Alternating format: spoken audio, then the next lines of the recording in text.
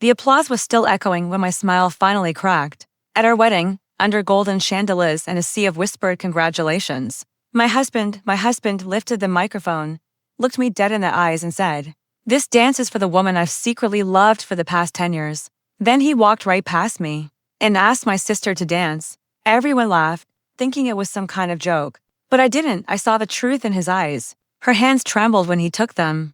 The orchestra started playing our song, and I just stood there in a white dress that suddenly felt like a costume. I'll never forget the way my father's hand tightened around his glass. He didn't clap. We'd met 6 years earlier. He was charming, ambitious, the kind of man who knew how to make a woman feel like the only one in the room. I used to think that was rare. He'd look at me like I was his future. Turns out, I was just the part of his plan he didn't intend to keep. I brought him into my world, introduced him to my sister, Alina. She was quiet, gentle, everything I wasn't. I'd spent my life protecting her. I just never realized I'd need protection from her. At first, I thought I was imagining things, the way they avoided eye contact at dinner. The small hesitations, the awkward pauses. But betrayal has a rhythm, and once you start to hear it, you can't tune it out. One night, he came home late. His shirt smelled faintly of jasmine, her perfume, and guilt. I washed it slowly, silently, and started to plan. The thing about betrayal is it doesn't destroy you right away. It teaches you. I didn't confront him. I just watched. He thought I was naive. That was his first mistake. I started moving small amounts of money from our joint account into one under a business name. He helped me set up. My father, who'd been a banker his whole life, helped me quietly. He never asked why. He didn't need to. A month before the wedding, I replaced the event planner. He thought it was just a bride's decision. He had no clue the new planner worked for me. I asked my sister to handle the gifts and our SVP list so she'd feel included. I smiled as she worked. She didn't realize the list she had wasn't the real one.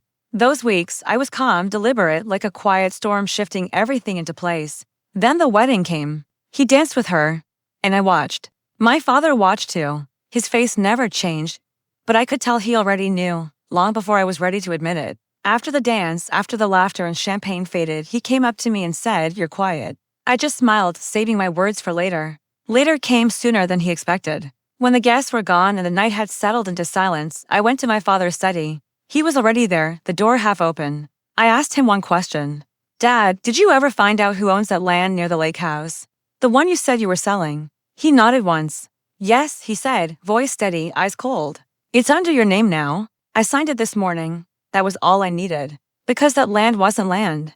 It was the deed to the company my husband had been secretly funneling money into, using my father's investments as collateral. He thought he was clever, hiding behind fake partners and dummy accounts. What he didn't know was that one of those names was mine. When my father confirmed it, my husband, standing right behind me, froze.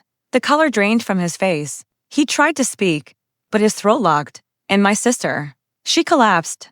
Because in that moment, she understood what he didn't. I hadn't just married him. I owned him. Every cologne he wore to impress her was bought with my money. Every transfer he thought he'd hidden was mirrored, traced, and signed under my name. The company he built for their future. Now legally mine. I turned to him and said softly, "You said that dance was for the woman you've loved for 10 years. Tell her to keep dancing. She'll need it where you're going." He just stared at me, speechless. My father's security walked in quietly. No shouting, no chaos.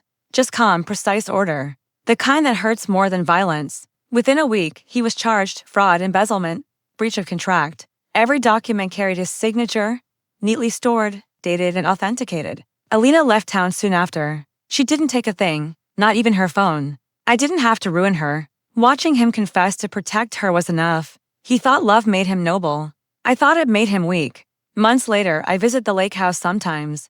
It's peaceful there. The air smells like pine and rain, the kind of peace that feels earned. And every now and then, I think about that night, the applause, the dance, the moment he realized what I'd done. Revenge isn't about anger. It's about clarity. About knowing exactly what someone took from you and making sure they never take again. He learned who took his place, and I finally took back mine.